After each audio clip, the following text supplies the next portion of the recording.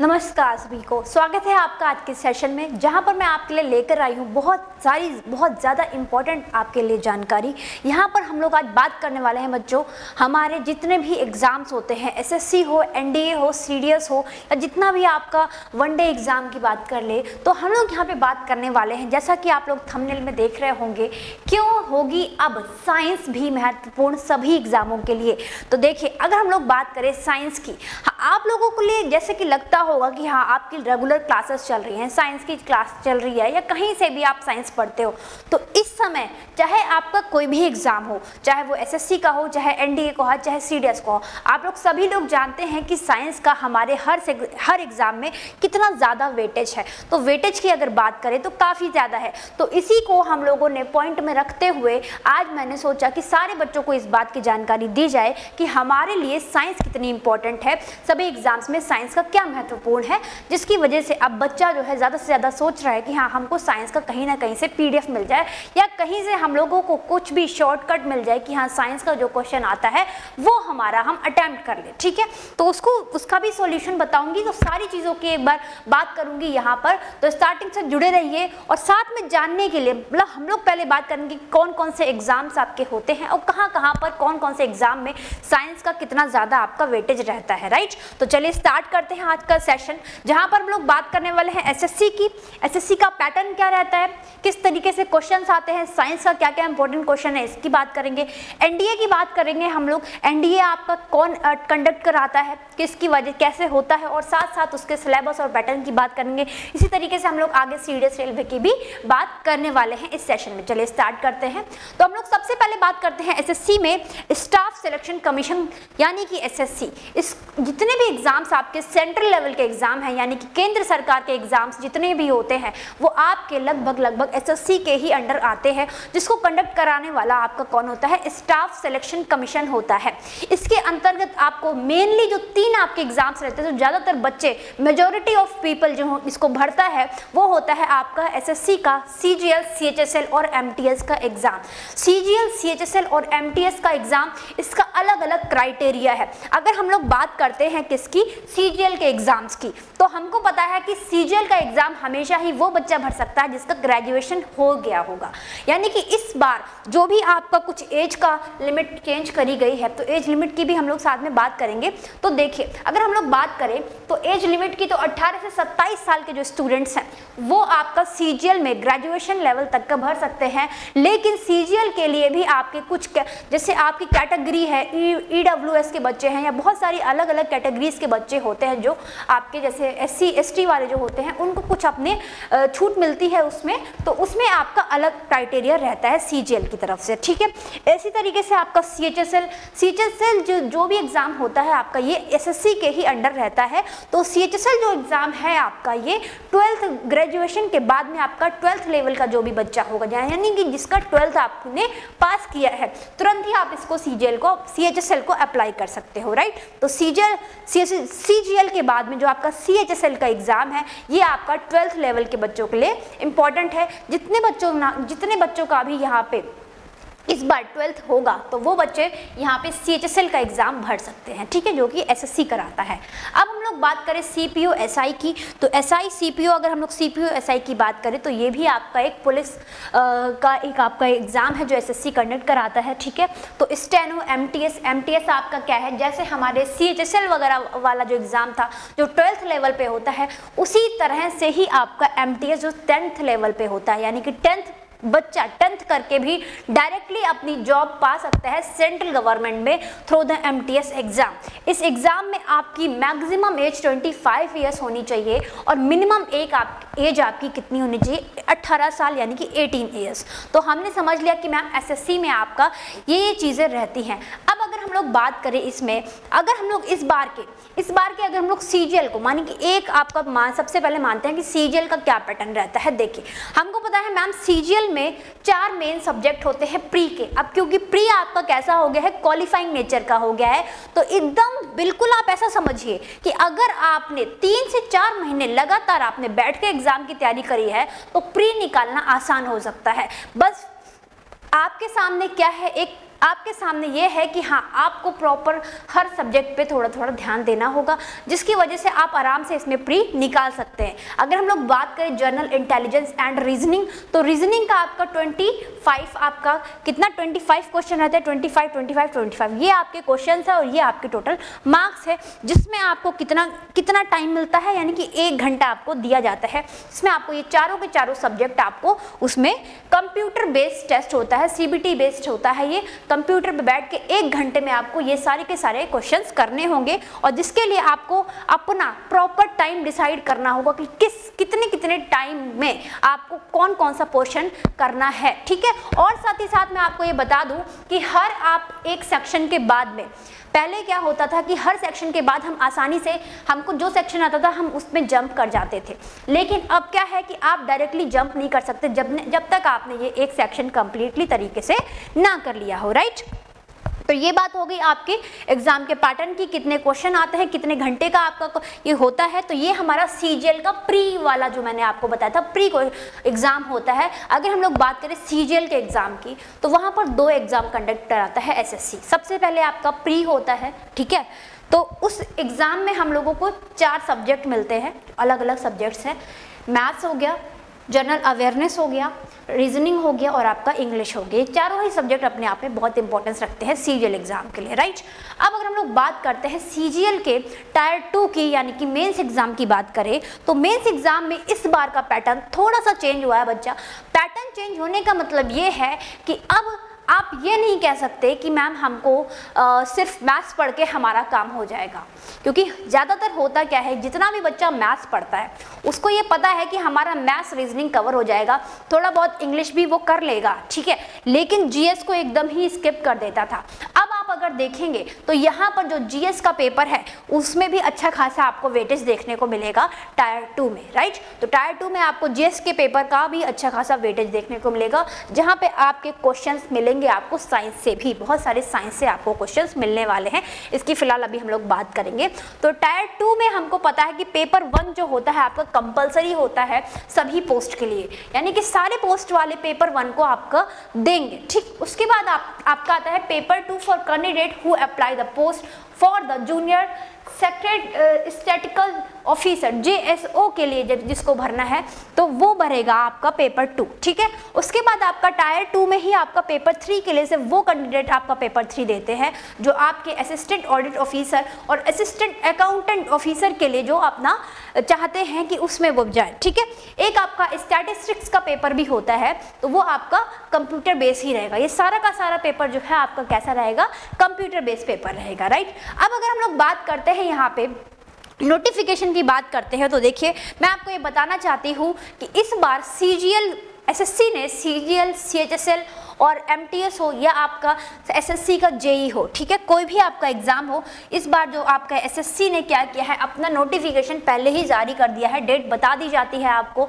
तो मई आपका, अगर हम लोग CHSL की बात करें तो मई में 2023 आपका 9 मई 2023 को आपका किसका नोटिफिकेशन आएगा, CHSL का, आपका SSC CHSL combined higher secondary level, यानी कि 12th वाला जो बच्चा होगा वो सारा का सारा जितना भी बच्चा 12th करके आया है, वो 12th करके आया बच्चा वो CHSL का एग्जाम दे सकता है, जिसका नोटिफिकेशन की डेट आपकी आएगी कितनी, 9 मई आएगी, ठीक है, 9 मई 2023 में आएगी, और जून 9 को ये आपकी नोटिफिकेशन डेट की लास्ट डेट होगी, ठीक है। यानी कि रजिस्ट्रेशन चालू हो जाएंगे आपके 9 मई से, ठीक, ये बात हो गई, रजिस्ट्रेशन आपके चालू हो जाएंगे 9 मई से। उसके बाद अगर हम लोग बात करें तो बच्चा हमारा CGL का जो आपका पेपर है, CGL यानी कि कंबाइंड ग्रेजुएट लेवल का जिसको हम लोग बात करते हैं, तो CGL का पेपर इस समय नोटिफिकेशन चल रहे हैं। जितने बच्चों का ग्रेजुएशन हो गया है वो आसानी से CGL के लिए अप्लाई कर सकता है, यहाँ पे CGL के लिए अप्लाई कर सकता है। इसका नोटिफिकेशन आया हुआ है तो अभी चालू है, यानी कि 3 अप्रैल को हमारा CGL का नोटिफिकेशन आपको मिल गया था साइट पे। उसके बाद अगर हम लोग बात करें इसकी लास्ट डेट की, तो इसकी लास्ट डेट होगी आपकी मई 2023 में 3 मई को, ठीक है, 3 मई को आपकी ये इसकी लास्ट डेट रहने वाली है। अब अगर अगर हम लोग बात करें सीपीओ, अब आगे हमारा जुलाई में सीपीओ, 20 जुलाई को आपका सीपीओ एसआई का एसएससी आपका एग्जाम नोटिफिकेशन लाएगी, 13 अगस्त उसकी लास्ट डेट होगी, ठीक है। उसके बाद SSC GD constable to be noted, यानी कि नोटिफाइड, इसकी अभी डेट को आपको नोटिफाई नहीं किया गया है, आगे जाके वो नोटिफाई करी जाएगी।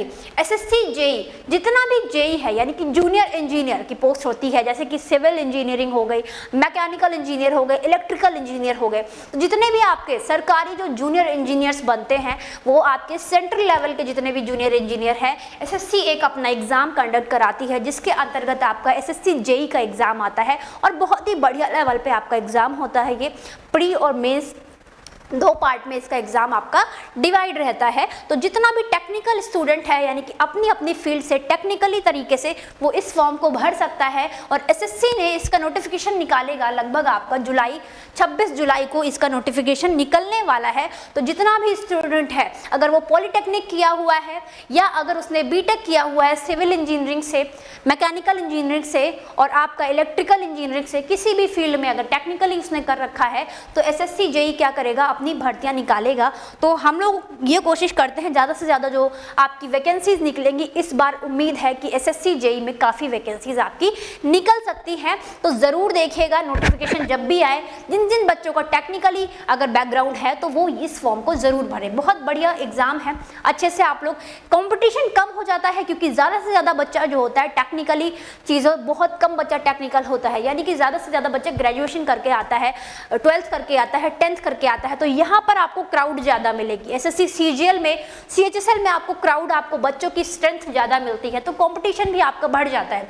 लेकिन यहाँ पर क्या है, यहाँ पर टेक्निकल स्टूडेंट ही आपका से फॉर्म अप्लाई कर सकता है, तो यहाँ पर कंपटीशन का लेवल थोड़ा सा कम हो जाता है अगर आप कंपैरिजन करेंगे इसकी सीजीएल से, राइट। तो ये बात आपको बतानी थी। तो इसका जो आपका नोटिफिकेशन रहेगा, नोटिफिकेशन की डेट आपकी कितनी है, जुलाई, 26 जुलाई को आपकी इसकी नोटिफिकेशन डेट आ जाएगी और अगस्त 16 को ये आपकी डेट जो है ना, इसकी लास्ट डेट होगी नोटिफिकेशन के बाद में। रजिस्ट्रेशन की लास्ट डेट आपकी कितनी होगी, अगस्त 16 अगस्त को, ठीक है।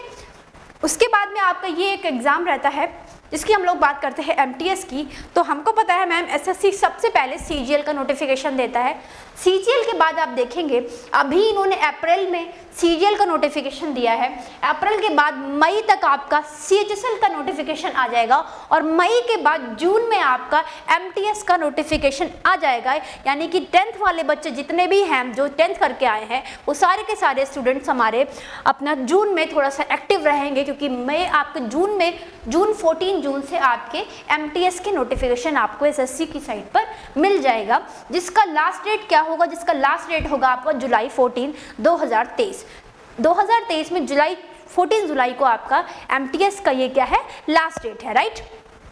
चलिए आगे बढ़ते हैं। तो ये बात हो गई आपकी लास्ट डेट की और आपकी रजिस्ट्रेशन स्टार्टिंग डेट की, ठीक है, यानी कि नोटिफिकेशन डेट आपकी कब आई और ये बात हो गई आपकी लास्ट डेट क्या होगी, ठीक। अब अगर हम लोग आगे बात करते हैं, अपने मेन टॉपिक पर आते हैं, जो कि आपने थंबनेल में देखा था कि मैम एसएससी में साइंस भी जरूरी है क्या। मैम एसएससी में साइंस भी जरूरी है क्या, तो बिल्कुल आपकी साइंस जरूरी है। चाहे आपको बायोलॉजी पढ़नी हो, चाहे केमिस्ट्री पढ़नी हो, चाहे आपको इंग्लिश पढ़नी हो, चाहे मैथ पढ़नी हो। मैथ मस्ती एक ऐसा चैनल है जिसपे आपको अब इस समय पूरी टीम के साथ में पूरा गाइडेंस दिया जा रहा है, ठीक है। तो आप अगर तैयारी करना चाहते हैं, एसएससी की हो, चाहे वो सीडीएस की हो, चाहे एमटीएस की हो, पूरा का पूरा गाइडेंस हमारी टीम आपके साथ में लगी है, जुड़ी हुई है, इसी कोशिश में कि बच्चे यहाँ से सीखें कुछ और आगे बढ़ के इन सभी एग्जामों के लिए अच्छे से स्ट्रेटेजी बनाकर आगे बढ़ते रहें और एग्जाम को क्लियर करें, ठीक है।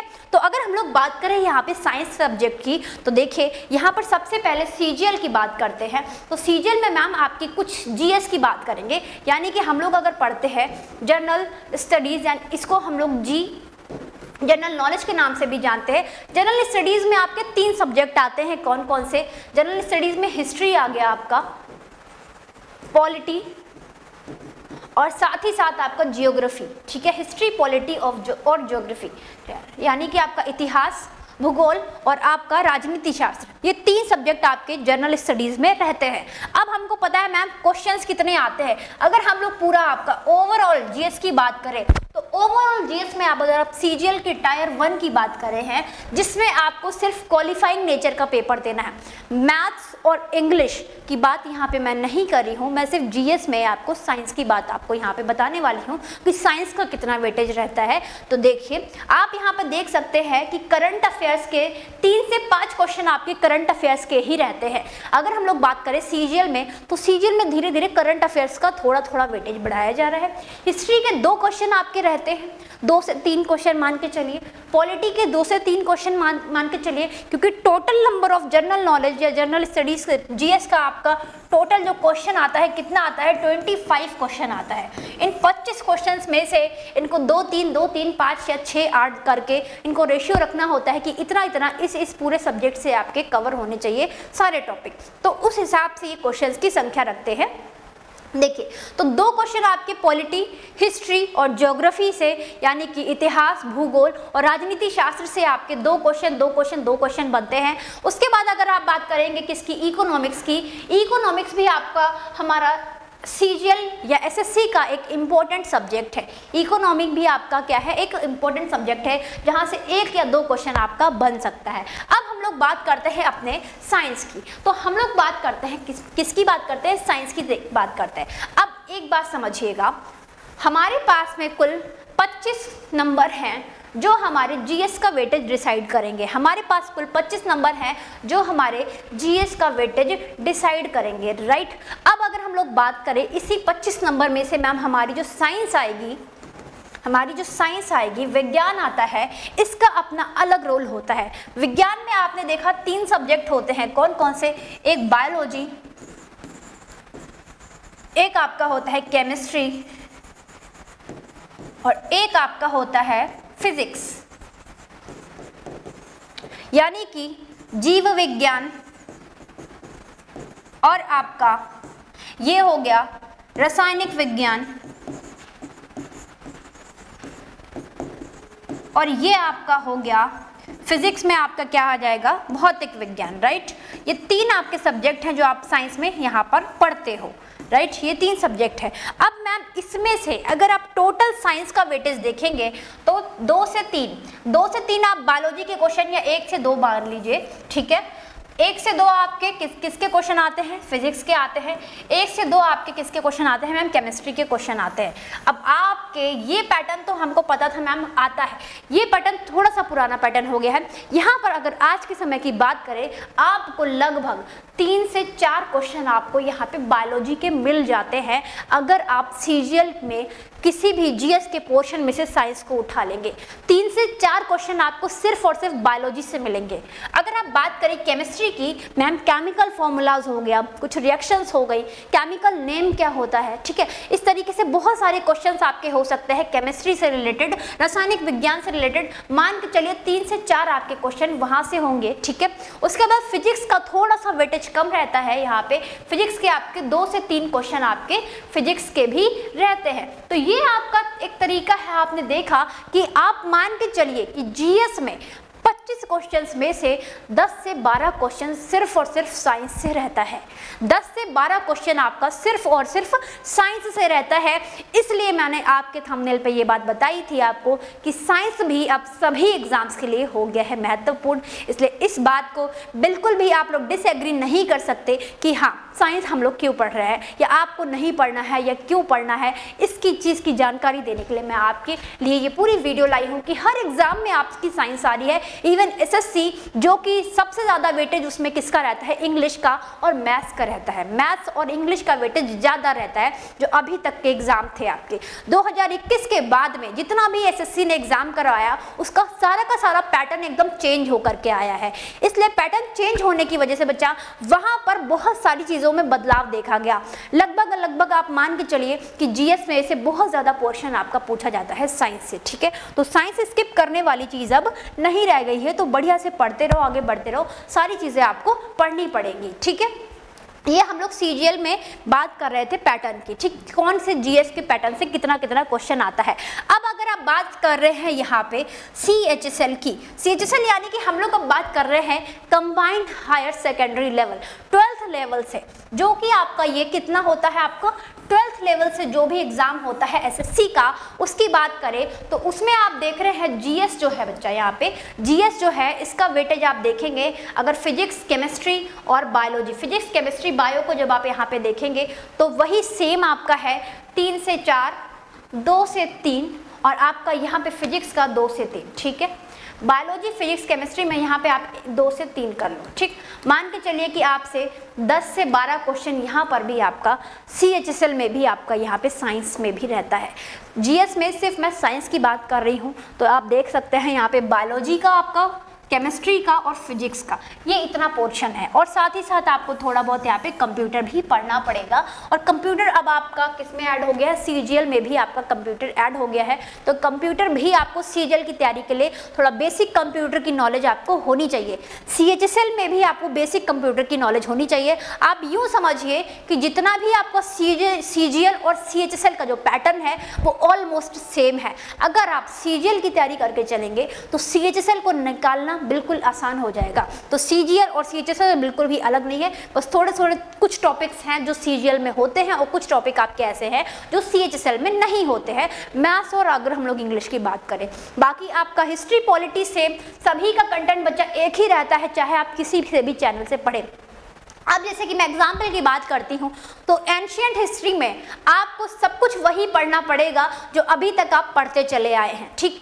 आप अगर बात करें पॉलिटी की, तो पॉलिटी में कॉन्स्टिट्यूशन यानी कि संविधान आपको हमेशा उसी पैटर्न पे पढ़ना पड़ेगा जो अभी तक आप पढ़ते चले आए हैं। तो कोई भी आपको एग्जाम उठा ले तो आप ये मत सोचिए कि हमको किसी एक पर्टिकुलर, क्योंकि इस समय कंपटीशन इतना ज़्यादा है कि एक एग्जाम की तैयारी करने के लिए आप ऐसे नहीं समझिए कि हाँ हमको एक एग्जाम, टारगेट आपका एक बड़ा होना चाहिए। उस बड़े के अंदर जितने छोटे छोटे टारगेट आ रहे हैं उसको अचीव करते चले जाना है साथ ही साथ में, ठीक है। तो हिस्ट्री पॉलिटी ज्योग्राफी आपका सेम रहता है, इसको हम लोग स्टैटिक जीके के नाम से भी जानते हैं, यानी कि आप ये सारा का सारा पढ़ सकते हैं। और एसएससी के लिए सबसे बढ़िया जो बुक होती है आपकी लूसेंट की बुक रहती है, जो लूसेंट जिसने सारा का सारा पढ़ लिया है ऑलमोस्ट उसका जीके कवर हो जाता है। और लूसेंट की बुक में आपका सारा का सारा जीएस होता है, पूरा मिसलेनियस होता है, ठीक है। आपके साथ ही आपके हिस्ट्री पॉलिटी ज्योग्राफी दिया होता है, आपका साइंस में तीनों सब्जेक्ट दिए होते हैं, फिजिक्स केमिस्ट्री बायो। तो लूसेंट की बुक अपने आप में बहुत बढ़िया है। बाकी अगर किसी एग्जाम के लिए आपको स्टार्टिंग से तैयारी करनी है और डीप नॉलेज लेनी है तो एनसीईआरटी से बेहतर और कुछ नहीं हो सकता। एनसीईआरटी आपका सबसे बेस्ट मटेरियल रहता है किसी भी एग्जाम्स के लिए। अब अगर हम लोग इसकी बात कर ले, अगर हम लोग सीजीएल के पोस्ट की बात करें तो देखिए सीजीएल में बहुत सारी पोस्ट होती हैं अलग अलग, ठीक है। तो अलग अलग पोस्ट के अकॉर्डिंग उनकी अलग अलग सैलरी होती है। और अगर हम लोग बात करते हैं सीएचएसएल में पोस्ट कितनी होती हैं आपकी, तो लोअर डिविजनल क्लर्क है एक आपका, जूनियर सेक्रेटरीट असिस्टेंट जेएसए और एलडीसी, ये दोनों आपकी सीएचएसएल में जो आपको पोस्ट मिलेगी एग्जाम देने के बाद में, यानी कि आपने क्वालिफाई कर लिया है उसके बाद ये आपकी पोस्ट रहती है। जनरली एक असिस्टेंट आपकी जूनियर सेक्रेटरीट असिस्टेंट की पोस्ट है, एक आपकी लोअर डिविजनल क्लर्क की पोस्ट होती है। इसमें अगर हम लोग पे स्केल की बात करें, पे लेवल 2 पे आपका ये दोनों ही पोस्ट पे आपको रहता है। 1900 पे ग्रेड है। अगर हम लोग पे स्केल इन हैंड सैलरी की बात करते हैं तो आपका 19,000 से 63,000 आपकी यहाँ पर सैलरी रहती है, जो उसमें कुछ अलाउंस वगैरह काट के उसके बाद आपको कुछ वहाँ पे मिलेगी जाके। डाटा एंट्री ऑपरेटर डीईओ, ये भी आपकी सीएचएसएल की ही पोस्ट है, जिसमें पे लेवल है आपका लेवल 4। और अगर हम इसमें बात करें ग्रेड पे की तो 2400 ग्रेड पे है इसका, ठीक है। 25,000 से 81,000 इसका कुछ आपका रहता है पे स्केल रहता है। Data entry operator, data entry यानी कि कई ऑफिसेस में डाटा एंट्री की ज़रूरत होती है, ऑपरेटर की ज़रूरत होती है, तो यहाँ पे सीएचएसएल के थ्रू एक आपका पोस्ट आता है डाटा एंट्री ऑपरेटर, जिसमें लेवल 4 पे आपको 2400 ग्रेड पे 25,000 से 81,000 कुछ आपकी सैलरी यहाँ पर रहती है, ठीक है। तो हमने बात कर ली सीएचएसएल की, जीएस के साइंस के, जीएस में और साइंस के चीज़ों की डिस्कशन कर लिया, कितने कितने क्वेश्चन आपके रह सकते हैं, पे स्केल की बात कर ली और पोस्ट की बात कर ली, ठीक। आगे अगर हम लोग बात करें यहाँ पे important topic for all exam, अगर हम लोग बात करते हैं एमटीएस हो चाहे आपका सीजीएल हो चाहे सीएचएसएल हो, साइंस के जो इम्पोर्टेंट टॉपिक रहते हैं उसमें से भी आप अगर फिजिक्स और केमिस्ट्री के कुछ टॉपिक्स देखेंगे तो आप ऐसे समझिए यहाँ पे common drugs and their users, कुछ कॉमन ड्रग्स होती हैं यानी कि कुछ दवाइयाँ होती है जो आपसे पूछ ली जाती है कभी कभार और उनका यूज़ क्या होता है, ठीक है। कॉमन ड्रग्स एंड यूज, उसका यूज पूछ लिया जाता है। Common name of the chemical compound, जैसे कि आपका बेकिंग सोडा हो गया, ठीक है, ब्लीचिंग पाउडर हो गया, आपका सोडियम सल्फेट हो गया, बहुत सारे आपके केमिकल कंपाउंड हैं, उसके आपके कॉमन नेम भी पूछ लिए जाते हैं, ठीक है। जैसे बेकिंग सोडा को हम लोग क्या कहते हैं, बेकिंग सोडा यानी कि खाने का सोडा कहते हैं, तो कॉमन नेम किस नाम से उसको जानते हैं, इस टाइप के आपके केमिस्ट्री में क्वेश्चन आते हैं, जिसमें मैंने आपकी पूरी सीरीज आपको एक लेकर के आई थी केमिस्ट्री की, जिसमें सारा का सारा आपका क्या था, केमिकल कंपाउंड्स का फॉर्मूला था, सारा का सारा आपका फॉर्मूला था, वहाँ से आप चेकआउट कर सकते हैं, राइट। और उसकी पीडीएफ भी आपको मेरे Telegram channel science by Amisha पे आपको पूरी की पूरी पीडीएफ मिल जाएगी, जहां से पूरी की पूरी साइंस आप वहां से पढ़ सकते हो। साइंटिफिक लॉज एंड थ्योरीज, अगर हम लोग बात करें थ्योरीज की, तो वहां आप देखेंगे साइंस में, ये मैं वो टॉपिक बता रही हूँ जो जनरली एग्जाम्स में पूछे जाते हैं साइंस से, ठीक है। तो एसआई यूनिट्स पूछ ली जाती हैं। एटॉमिक स्ट्रक्चर जो मैंने फर्स्ट आपका क्लास पढ़ाया था, बहुत बढ़िया सेशन गया था, तो एटॉमिक स्ट्रक्चर आपका ये मैं पढ़ा चुकी हूँ आपके मैथ मस्ती चैनल पे, ठीक है। एटॉमिक स्ट्रक्चर एक इंपॉर्टेंट आपका टॉपिक है। Important fact about the human body, Sonu ma'am जो हमारी बायोलॉजी की क्लास लेती हैं, तो वो आगे आपको ह्यूमन बॉडी के बारे में इंपॉर्टेंट फैक्ट वगैरह पढ़ाएंगे, तो वहां से आप गो थ्रू कर सकते हैं। प्लांट एंड एनिमल टिश्यूज, ये आपके बायोलॉजी के कुछ इंपॉर्टेंट, ये ऐसे टॉपिक हैं जो तीनों में से अगर आप बात करें, फिजिक्स केमिस्ट्री बायो में से बात करें, तो सबसे ज्यादा इंपॉर्टेंट आपके कुछ टॉपिक हैं, उनकी बात करते हैं। प्लांट एनिमल एंड टिश्यू और प्लांट एनिमल से बहुत ज्यादा पूछा जाता है, ठीक है। विस्कोसिटी सरफेस टेंशन, अगर फिजिक्स की बात करें तो विस्कोसिटी और सरफेस टेंशन, ठीक, इसकी ये आपका इंपॉर्टेंट टॉपिक है। ग्रेविटेशन यानी गुरुत्वाकर्षण, यहाँ से आपका क्वेश्चन बन सकता है। इंपॉर्टेंट इन्वेंशंस, जो आपकी इंपॉर्टेंट इन्वेंशंस है, खोज है, ठीक है, उनकी बात अगर हम लोग करें तो ये कुछ इंपॉर्टेंट आपके टॉपिक हो गए जो आपके साइंस से रिलेटेड टॉपिक है। आगे बढ़ते हैं। ये तो बात हो गई हमारी CHSL या CGL या MTS तीनों एग्जाम्स में से किसका कौन कौन सा टॉपिक आपके लिए इंपॉर्टेंट रहेगा। अब बात करें NDA की, तो NDA क्या है, national defence academy. National defence academy के नाम से NDA को हम लोग जानते हैं। तो हम लोगों को पता है मैम, NDA जो है एक डिफेंस से रिलेटेड आपका एक एग्ज़ाम है जो बहुत सारे बच्चे भरते हैं, ठीक है, बहुत सारे बच्चे भरते हैं। तो ये एग्ज़ाम एक ऐसा एग्ज़ाम्स होता है जिसको डिफेंस में जाना पसंद है, अगर, ठीक है, जिसको भी डिफेंस में जाना पसंद है तो वो यहाँ से NDA के थ्रू अपना फॉर्म अप्लाई कर सकता है, ठीक है। तो देखिए, अगर हम लोग बात करें NDA की, तो NDA जनरली 12th वाला जो बच्चा है वो आसानी से उसको कवर कर लेगा, भर सकता है, ठीक है। और ग्रेजुएट आपका हो गया है तब भी आप वहाँ से भर सकते हैं। अलग अलग एग्जाम के लिए अलग अलग क्राइटेरियाज हैं। अब अगर हम लोग बात करें NDA को कंडक्ट कौन कराता है, तो NDA को मैम कंडक्ट कराने वाला आपका union public service commission. NDA को कंडक्ट कराने वाला कौन हो गया आपका, यूनियन पब्लिक सर्विस कमीशन, यानी कि UPSC के द्वारा आपका ये एग्जाम कंडक्ट कराया जाता है। UPSC के द्वारा आपका ये एग्जाम कंडक्ट कराया जाता है। Exam NDA selection process is divided into 2 process, यानी कि अगर हम लोग NDA के एग्जाम की बात करें तो ये NDA का एग्जाम हमारा 2 आपके अलग अलग सेक्शंस में डिवाइड है। बात करते हैं, एक हाथ होता है आपका रिटन एग्जाम। आपका सबसे पहले अगर आपको NDA डिफेंस में जाना है NDA के थ्रू, ठीक है, तो वहाँ पर आपको सबसे पहले एक रिटन एग्जाम देना होगा।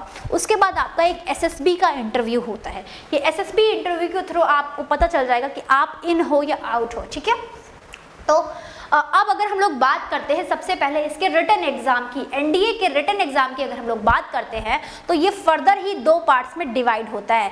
NDA रिटन एग्जाम मैथमेटिक्स, यानी कि NDA में जो पहला एग्जाम होगा आपका वो मैथमेटिक्स का होगा। पहला एग्जाम आपका किस में होगा, मैथमेटिक्स का होगा। उसके बाद एक NDA दूसरा एग्जाम होता है, यानी कि 2 आपके अलग अलग मतलब पोर्शंस डिवाइड हैं, ठीक है। तो दूसरा एग्जाम आपका होता है GAT, जिसको हम लोग कहते हैं general ability test. General ability test ये आपका NDA के अंदर ही आता है। Now the general ability test get is further subdivided into 2 parts. अब आप कभी भी पूछें कि ठीक है मैम NDA समझ में आ गया, UPSC कराता है, साथ में अगर आप बात करें तो NDA में 2 पेपर होते हैं, कौन कौन से, एक रिटन हो गया, एक SSB हो गया। इसी रिटन एग्जाम को हम लोग 2 पार्ट्स में बांटते हैं। एक तो आपका पोर्शन होगा, एक एग्जाम होगा आपका सिर्फ मैथ्स का, ठीक है, एक एग्जाम होगा GAT, जनरल एबिलिटी टेस्ट का एग्जाम होगा। इस जनरल एबिलिटी टेस्ट में आपके 2 पार्ट होंगे। पार्ट ए में आपका इंग्लिश का टेस्ट होगा, यानी कि आपकी इंग्लिश लैंग्वेज कैसी है, इस बात से पता चल जाएगा कि पार्ट ए में यानी कि इंग्लिश लैंग्वेज आपकी रहेगी। पार्ट बी में आपको सारा का सारा general awareness, general knowledge test होगा, जिसमें आप साइंस के क्वेश्चंस पढ़ोगे, हिस्ट्री, पॉलिटी वगैरह के आपके सारे सब्जेक्ट रहेंगे पार्ट बी में, राइट। समझ में आ गया। तो ये है आपका एनडीए का पैटर्न। अब आप अगर देख ले एनडीए का पैटर्न में रिटन एग्जाम इस तरीके से समझ लीजिए कि हमारे जो पेपर होते हैं एनडीए के रिटन पेपर्स में आप देखेंगे टोटल कितने पेपर होते हैं मैम, 2 पेपर होते हैं। इसी की मैं बात कर रही थी, एनडीए के रिटन पेपर में 2 पेपर होते हैं। फर्स्ट पेपर आपका होता है मैथमेटिक्स का, जिसमें मैक्सिमम मार्क्स 300 होते हैं और नंबर ऑफ क्वेश्चन 120 होते हैं, जिसका आपको टाइम ड्यूरेशन मिलता है 2.5 घंटे का, यानी कि 2 घंटे 30 मिनट आपको मिलेंगे पहले पेपर में, जिसमें आप मैथमेटिक्स का पेपर देने वाले हो।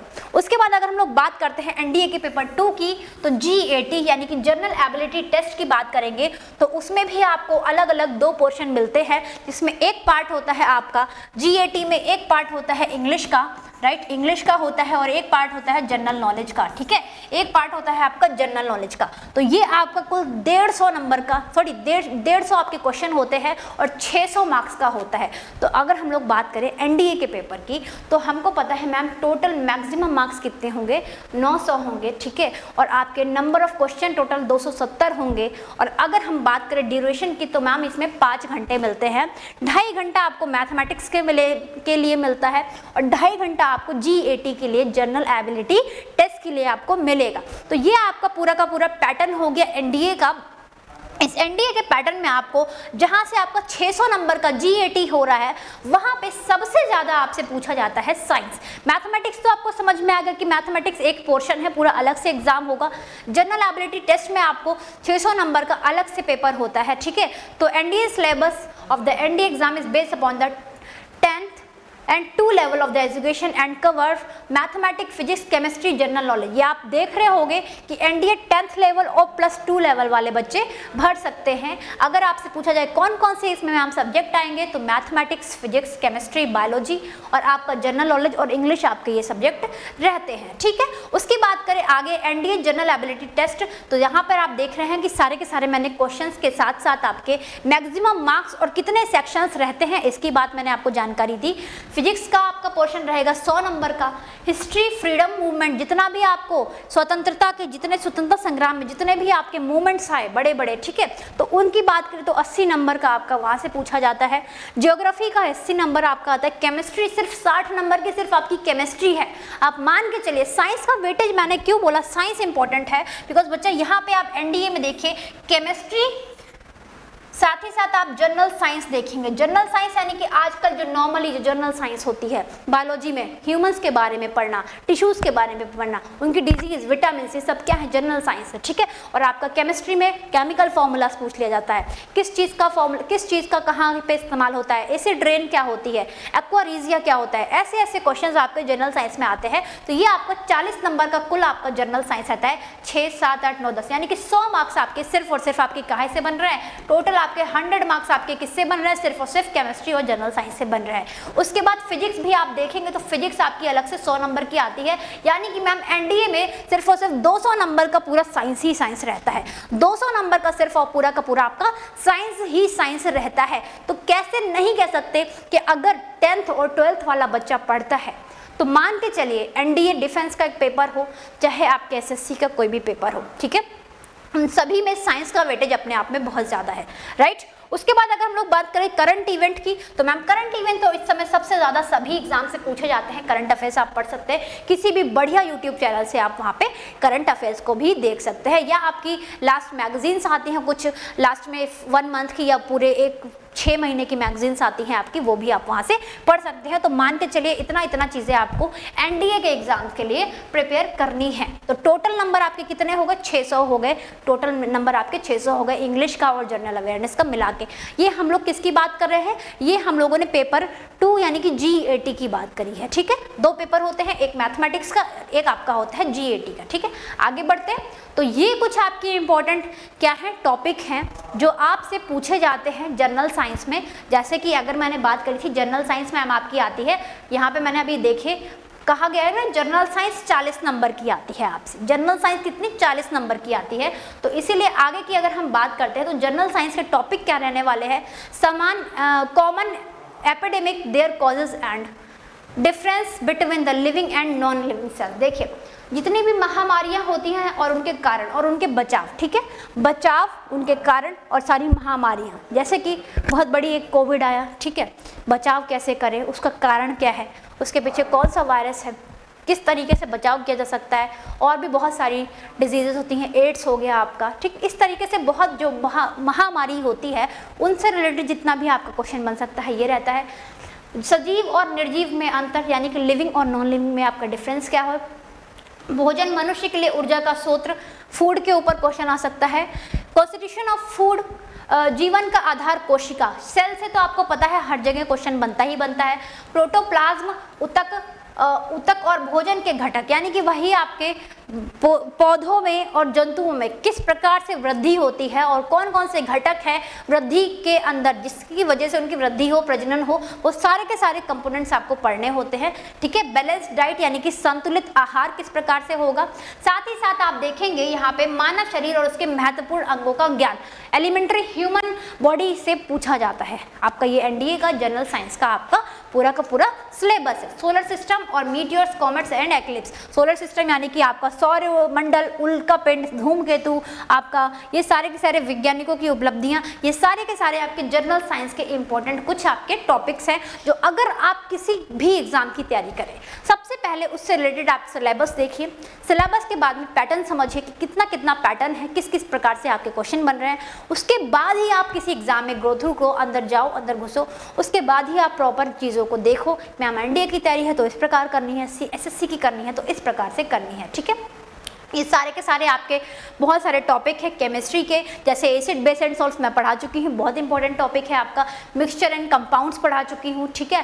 साथ ही साथ में atomic equation and molecular weight, law of chemical combination, valency पढ़ा चुकी हूँ आपको, ठीक है। केमिकल चेंजेस आपके आ सकते हैं, इंपॉर्टेंट टॉपिक है आपका, ठीक। Property of hydrogen, nitrogen and carbon and oxygen, gases की प्रॉपर्टीज पूछ ली जाती हैं, ठीक है। कार्बन से रिलेटेड आपका टॉपिक मेन है। तो ये सारे के सारे आपके मेन टॉपिक्स है जो केमिस्ट्री में पूछे जाते हैं, राइट। आगे अगर हम लोग बात करते हैं यहाँ पर फिजिक्स की, तो फिजिक्स का मैम हमको पता है ह्यूमन आई, ठीक है, ओम्स लॉ हो गया, ग्रेविटेशन हो गया, ये सारे के सारे आपके क्या है, ये सारे के सारे आपके मेन कुछ टॉपिक है जो फिजिक्स के आते हैं, जैसे physical properties and state of matter. State of matter ये आपका केमिस्ट्री का भी है और एक फिजिक्स का भी एक पोर्शन है। Mode of transfer of heat, heat कैसे ट्रांसफर होती है, उसके क्या क्या मोड हो सकते हैं, एक्सोथर्मिक रिएक्शन, एंडोथर्मिक रिएक्शन, बहुत सारी रिएक्शन होती है, वो आपकी आती हैं ट्रांसफर ऑफ हीट में। उसके बाद मास, वेट, वॉल्यूम, साउंड वेव्स, ये सभी की सभी प्रॉपर्टीज के बारे में पूछ सकते हैं। पावर, एनर्जी के बारे में पूछ सकते हैं। एलिमेंट्री आइडिया ऑफ वर्क, काम, वर्क क्या है, ठीक है। उसके बाद इलेक्ट्रिक सर्किट के बारे में पूछ सकते हैं, ह्यूमन आई, और आप देखिए magnet, Newton's law of motion, important topic है। तो इस तरीके से बहुत सारे सिलेबस में आपको पूरा मिल जाएगा, आप वहां से गो थ्रू कर सकते हैं। अब हम लोग बात करें अगर सीडीएस के एग्जाम में, मैम सीडीएस का जो एग्जाम है इसमें 3 अलग अलग एग्जाम्स होते हैं, आईएमए, आईएनए और एएफए, यानी कि Indian military academy, Indian naval academy, और एक आपका होता है एयर फोर्स अकेडमी, ठीक है, एयर फोर्स अकेडमी। तो ये आपके 3 होते हैं, ठीक है। और एक आपका एग्जाम होता है अलग से, एक एग्जाम होता है आपका ओटीए का, ठीक है, ओटीए का एक एग्जाम होता है। तो standard for the paper for the other exam for maths and matriculation level, graduation level के लिए आपका जितना भी होगा ये बच्चा भर सकता है, ठीक है, जितना भी ग्रेजुएशन लेवल का बच्चा होगा वो आपका भर सकता है। मैक्सिमम मार्क्स जो है आईएमए, आईएनए और एएफए के लिए 300 है, और ओटीए जो अलग से जो गर्ल्स के लिए एग्जाम होता है आपका, ठीक है, जितनी भी गर्ल्स हैं वो लगभग आपका ओटीए का फॉर्म भरती हैं, ठीक है। तो ओटीए का 200 नंबर का क्वेश्चन पेपर आता है, ठीक है। स्टूडेंट फॉर पेपर जितना भी मैथमेटिक्स के लिए और मैथमेटिक्स जिसका होगा, ठीक है, वो आपका आईएमए, आईएनए और एएफए में एलिजिबल होता है, और जितने भी बायोलॉजी वाले स्टूडेंट्स होते हैं वो ओटीए का फॉर्म भरते हैं, ठीक, याद रखिएगा। तो कराता कौन है, इस एग्जाम को कंडक्ट कराने वाला यूपीएससी है, यूनियन पब्लिक सर्विस कमीशन, ठीक। उसके बाद अगर हम लोग बात करें इसमें, तो हमारे पास में मैम अगर आप बात करेंगे नंबर ऑफ क्वेश्चंस की, टोटल नंबर ऑफ ड्यूरेशन, तो इंग्लिश आपका 2 घंटे का, जनरल नॉलेज आपका 2 घंटे का, मैथमेटिक्स जो है आपकी 2 घंटे की रहेगी। 150, 120, 120 एंड 100 क्वेश्चन आपके, इतने टोटल आपके नंबर ऑफ क्वेश्चन रहते हैं। सभी के टोटल मार्क्स कितने होंगे, 100, यानी कि आपका मैम आईएमए और आईएनए और आपका एएफए जो 3 एग्जाम मैंने बताए, आईएनए, राइट, और आपका Indian naval academy, Indian AFA, ठीक है, ये आपकी जो एकेडमी थी इन सभी में, और इंडियन मिलिट्री एकेडमी IMA, ठीक है, इंडियन मिलिट्री एकेडमी, ये 3 जो हैं आपके एग्जाम, ये इस वाले पैटर्न पे रहते हैं। 2 घंटे की आपकी इंग्लिश हो गई, 2 घंटे की जनरल नॉलेज हो गई, बाकी एलिमेंट्री मैथमेटिक्स आपकी 2 घंटे की हो गई। 120 क्वेश्चन आपके रहते हैं इंग्लिश के और जनरल नॉलेज के, 100 क्वेश्चन आपके मैथ्स के रहते हैं। टोटल नंबर ऑफ मार्क्स आपके 300 हो जाते हैं, यानी कि 300 का आपका ये वाले एग्जाम्स का पैटर्न रहता है। 300 नंबर का आपका ये एग्जाम पैटर्न रहता है। तो याद रखिएगा, ये क्वेश्चन आपका पूरा का पूरा NDA का IMA और उसका हो गया। अब आपसे बात करें अगर CDS के एग्जाम्स के लिए, तो मैम CDS एग्जाम जो है वो गर्ल्स के लिए जनरली कंडक्ट कराते हैं, और CDS में जो एग्जाम में जितने भी मतलब बायोलॉजी वाला स्टूडेंट है उसको अप्लाई कर सकता है, और ग्रेजुएशन लेवल वाले सारे बच्चे इसको फॉर्म भर सकते हैं, ठीक है। तो OTA का एक अलग से एग्जाम होता है, ठीक है। तो अगर हम लोग बात करें ऑफिसर्स ट्रेनिंग एकेडमी, OTA यानी कि ऑफिसर्स ट्रेनिंग एकेडमी के नाम से इसको जाना जाता है, और ये CDS के अंतर्गत ही आता है, ठीक है। CDS के अंतर्गत ही आपका ये एग्जाम आता है, तो UPSC CDS एग्जाम के अंतर्गत आता है। इसका टाइम ड्यूरेशन क्या रहता है, 2 घंटे का आपका इंग्लिश है और सिर्फ जनरल नॉलेज है, यानी कि यहाँ पर मैथमेटिक्स नहीं होता। सबसे प्लस पॉइंट है ये उन बच्चों के लिए जिनकी मैथ्स वीक है, वो CDS का OTA का एग्जाम जरूर दे, CDS का OTA का एग्जाम जरूर दे, क्योंकि वहां पर आपसे क्या पूछा जाता है, जनरल नॉलेज और आपका इंग्लिश पूछा जाता है, ठीक है। जनरल नॉलेज और इंग्लिश पूछा जाता है, जिसमें से जनरल नॉलेज में आपसे ज्यादा से ज्यादा question science, biology, physics, chemistry के रहते हैं, ठीक। 120 क्वेश्चन आपके नंबर ऑफ क्वेश्चन रहेंगे जनरल नॉलेज के, और 120 क्वेश्चन आपके किसके रहते हैं, इंग्लिश के रहते हैं। 100 और 100 यानी कि आपका ये टोटल नंबर ऑफ कितना होता है एग्जाम, 200 नंबर का होता है सिर्फ। आपको मेहनत सबसे ज्यादा लगती है, इसके बाद जो आपका एक SSB का इंटरव्यू होता है, यानी कि अगर आप NDA या CDS का एग्जाम, डिफेंस का कोई भी एग्जाम आप निकालते हैं, उसके बाद आप SSB क्रॉस करते हैं, उसके बाद आप डिफेंस के अंदर आपकी भर्ती हो जाएगी। इसकी बहुत अच्छी सैलरी भी रहती है, बहुत बढ़िया आपको क्वार्टर्स वगैरह भी मिलते हैं, ठीक है। तो सारे बच्चे जितने भी स्टूडेंट्स हैं, ये मान के चलिए ये सारे के सारे जितने भी मैंने आपको आज जितने भी एग्जाम्स के बारे में बताया, उन सभी में साइंस का वेटेज बहुत ही ज़्यादा है। आपने देखा कि साइंस का वेटेज बहुत ही ज़्यादा है। NDA के एग्ज़ाम में 200 नंबर की साइंस आती है आपकी, ठीक है। SSC में जितना भी आपका एग्जाम है, CGL हो, CHSL हो, MTS हो, 10 से 12 क्वेश्चन मिलते हैं, क्योंकि 25-25 नंबर का आपका जनरल नॉलेज आता है, ठीक है। तो 10 से 12 क्वेश्चन आपको साइंस से मिलेंगे। अगर हम बात करें CDS की, तो मैम CDS में आपके लगभग मान के चलिए 80 से 90 क्वेश्चन आपको साइंस के मिलते हैं, ठीक है। तो हमने एक चीज़ देखी, सॉरी 80 से 90 नहीं, वहाँ पर भी आपको ऑन एन एवरेज आपको 20 से 25 क्वेश्चन आपको साइंस के मिलेंगे, क्योंकि हमारा जनरल नॉलेज का जो पोर्शन है वहाँ पे 100 नंबर का है, ठीक। तो टोटल नंबर ऑफ आपका टोटल नंबर कितने का, 200 नंबर का होता है CDS का। OTA वाला मैं बात कर रही हूँ यहाँ पर। तो आज की जानकारी में मेन मुद्दा ये था आपका कि आपके लिए साइंस क्यों महत्वपूर्ण है। आपने इस वीडियो से ये बात अंदाज़ा लगा लिया होगा कि मैम साइंस भी पढ़ना है। यहाँ पर बात साइंस की नहीं है, यहाँ पर बात है आपको जनरल नॉलेज की, आपको कैसे प्रिपरेशन करनी है और किस किस एग्जाम का क्या पैटर्न रहता है, क्या चीज़ें रहती हैं, एक बार उसकी मैंने बात करी। और मैथमेटिक्स की बात यहाँ पर नहीं करी थी, क्योंकि मैथमेटिक्स के लिए आपके बहुत सारे चैनल्स हैं, आप वहाँ से गो थ्रू कर सकते हो, राइट। तो यहाँ पर मैंने मेन मुद्दा आपका बनाया था जनरल नॉलेज और साइंस का, ठीक है। तो आज के हम लोग वीडियो यहीं तक रखते हैं। आगे जो भी जानकारी होगी, इंपॉर्टेंट जानकारी होगी जो बच्चों के लिए बहुत ज़रूरी है, उसको आगे शेयर करूँगी ज़्यादा से ज़्यादा। और ये वीडियो जिसके लिए ज़रूरी है बच्चा, उसको ज़्यादा से ज़्यादा शेयर करिए, ज़्यादा से ज़्यादा बच्चे देखें, जिससे उनको एक आइडिया मिल सके कि अगर कोई भी बच्चा ऐसे ही प्रिपरेशन कर रहा है, जिसको कुछ भी नहीं पता, वो कम से कम यहाँ से जानकारी ले जाके उस चीज़ को गो थ्रू करे, एक बार देखे कि हाँ हम इस एग्ज़ाम के थ्रू यहाँ जा सकते हैं, इस एग्ज़ाम के थ्रू सेंट्रल गवर्नमेंट में जा सकते हैं, क्लर्क बन सकते हैं, ऑफिसर बन सकते हैं, डिफेंस एकेडमी में आ सकते हैं। तो बहुत सारे रास्ते खुले हुए हैं, ज़रूर चाहिए, मेहनत करिए, आगे बढ़िए। धन्यवाद, आज का सेशन यहीं तक, बाय बाय।